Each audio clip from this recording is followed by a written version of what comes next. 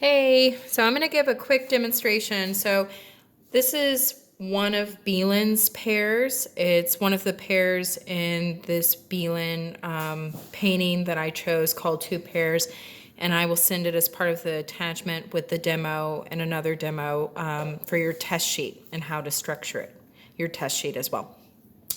So, like we've been doing, and I've talked about, I've chosen a variety of brushes. Now, looking at this painting, and when you look at, you'll see that it is made primarily with filberts. So I have my filberts. I have a round also.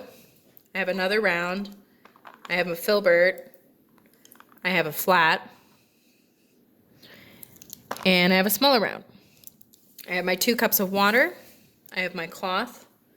I have my palette. It's a little messy, but I'm working on a painting that's in progress, and I don't want to get rid of some of the color that I am using right now. I want to keep it. So starting with this pear, so I'm going to show you how to make it more opaquely. So each color is going to vary, but when you do it, the surface has already been toned, so you've already done that. Mine, I'm not doing that right now. The purpose of this demo is to show you how to apply the gouache more opaquely. So I put out some raw sienna, I put out some yellow ochre, but right now it's going to be raw sienna. I'm going to put a little bit of lemon yellow in this empty well over here. That's okay if you can't see right now. I'm just letting you know where it's empty. I'm going to also put out burnt sienna would work, or I also have this Chinese orange, so I'm going to put out my Chinese orange. I am going to choose my brush size, so I'm going to choose this small filbert. I wet my empty palette with the tip of my brush.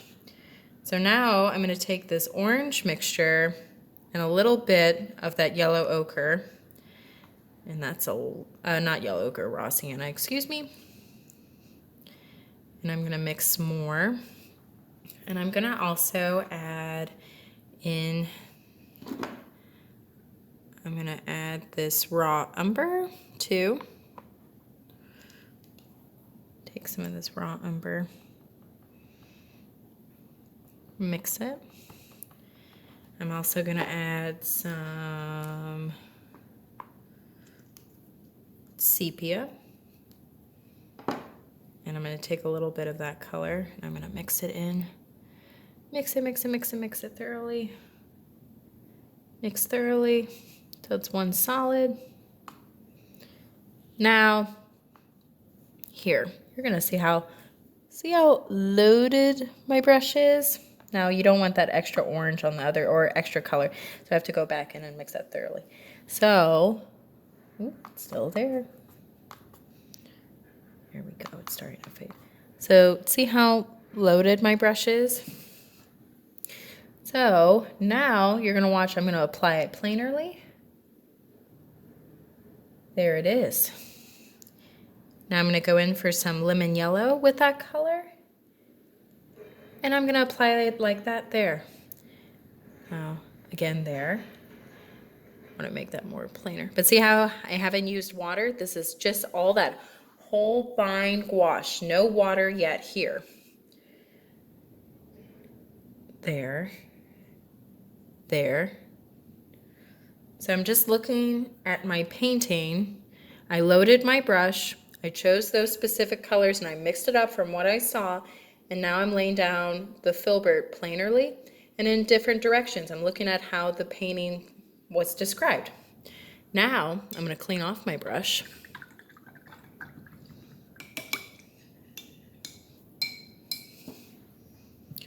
And I'm going to work my lighter area of the yellowish part of my pear. Now I have a time limit on my phone camera, so the pears will not be fully completed. but you're starting to see how to load the paint. It's a sequential step, right? You start with this linear placement, which you saw. Then you lay out the colors that you see in the painting. You mix those color up. The consistency, look how thick that gouache is, because we're interpreting this oil painting. We're not applying it at the consistency of half and half. Now I'm looking at my shape.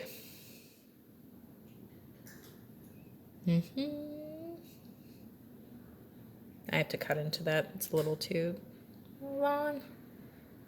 That's okay. There we go. There's that. Okay. See again, see how thick my paint is? It's thick. No water used. No water used in this gouache painting, because we want to use it even more opaquely, not at the consistency of half and half, so even more opaquely, and see how you can still see the brush strokes. Okay, now let me go back in and see there. See how I laid it down just once, but here now I'm laying down a second layer, but I'm not going back, forth, back, forth. There we go. Now I am going to go back into that. Okay. I started with a linear drawing, but now as a placement, but now I can be more free with my paint. If I didn't have the linear placement, it would be more frustrating. You would spend more time on the drawing when you're trying to paint. Now I need to add more white in this area.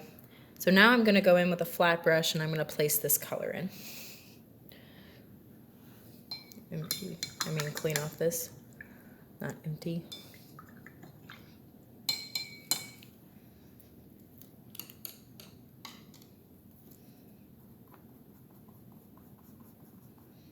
Okay.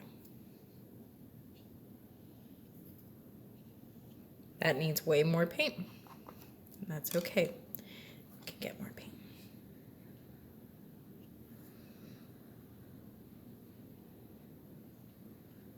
Needs way more paint.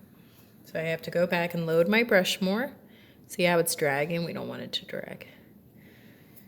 And also that needs to be a little lighter in color. So then I'm just gonna take a little bit of my yellow, raw sienna, white mixture, and I'm just gonna go back over. And then I notice it goes like that. So there's that. There we go. Okay, so now clean this off again. Let me look at the time. And I'm gonna get a little bit of the background in too. So I see this ochre, greeny, really dark color. So I'm gonna take a bit of my Terra Verde and I'm gonna mix it in with that black and sepia, and my brush is loaded, and I'm gonna just go in here and see how I lay it down, and now I have to go over that because I was dragging, but see how I lay it down like that. No, again, no water involved. Holbein is really creamy. There's some gouache paints. See how I just lay down a brush stroke, and again, it's plainly applied, and I'm not like fussing going like this with it. I don't want you to do it. I want you to load your brush, lay it down.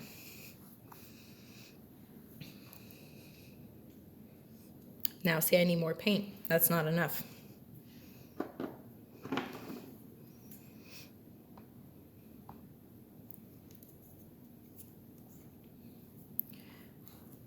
Mix it in. Go in here. Now to get in this small area, I gotta manipulate my brush. Now go back in there and load.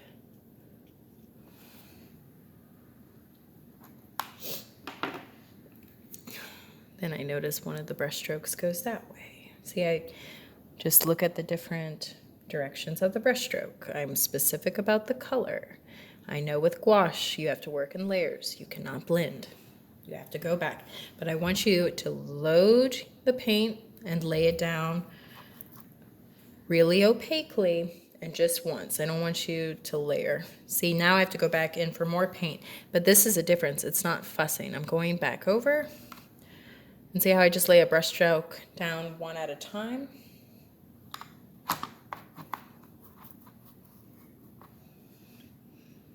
Now I can go in here.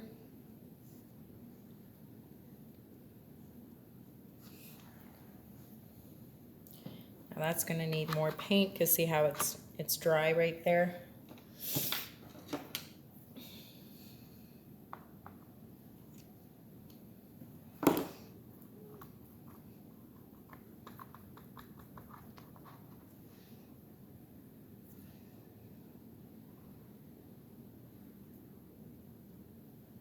Here we go.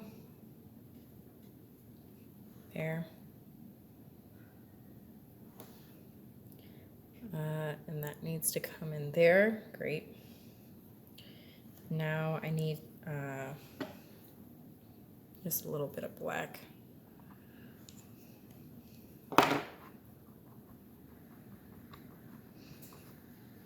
And then just go in here.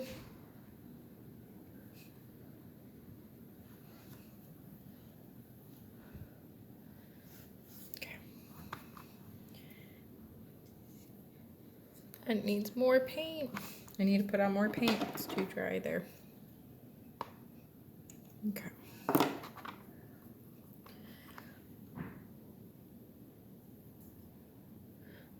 See, I have paint on.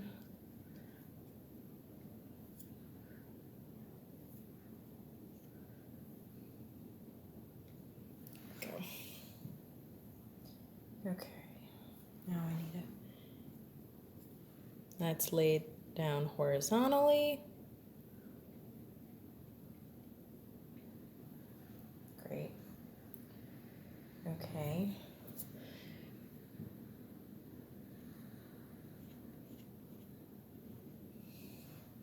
Great.